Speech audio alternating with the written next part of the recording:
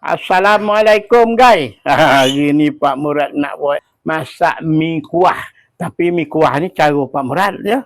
Ni Pak Murad nak masukkan minyak dan Pak Murad bukakan api.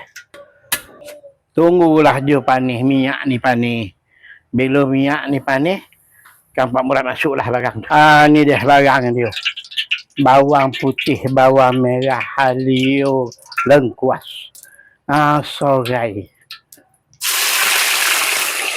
Tunggulah dia masak. Dah goreng kan, Pak Murad masuk barang.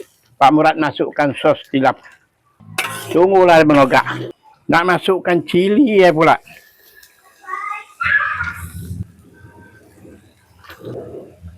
Masukkanlah 3 sendok. Dah melogak ni sekarang, Pak Murad masukkan daging pula. Ni nampak dah melogak.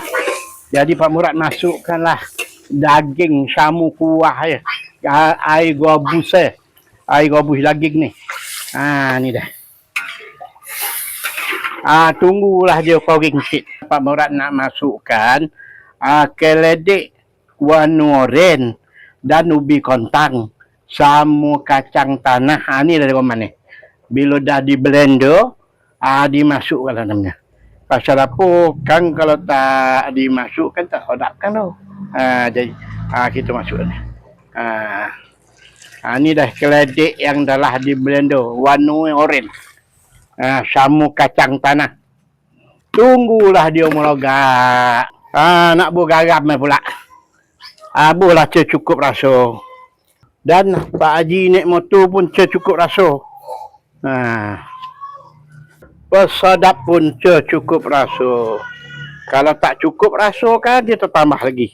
Cukup sampai di sini dulu. Masukkanlah asam koping ni 2 koping. Ambil rasa. Lepas tu masuklah yang ni. Ni. Pisbol biskit ni. Buhlah ni gulanya. Sebanyaknya. Janganlah banyak-banyak. Takut muntah boyo kan kalau banyak.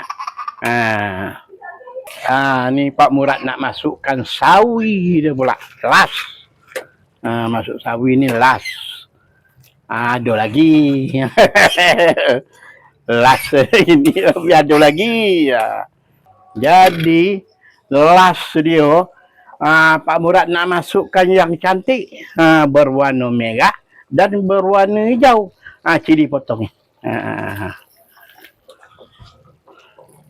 Ni dah.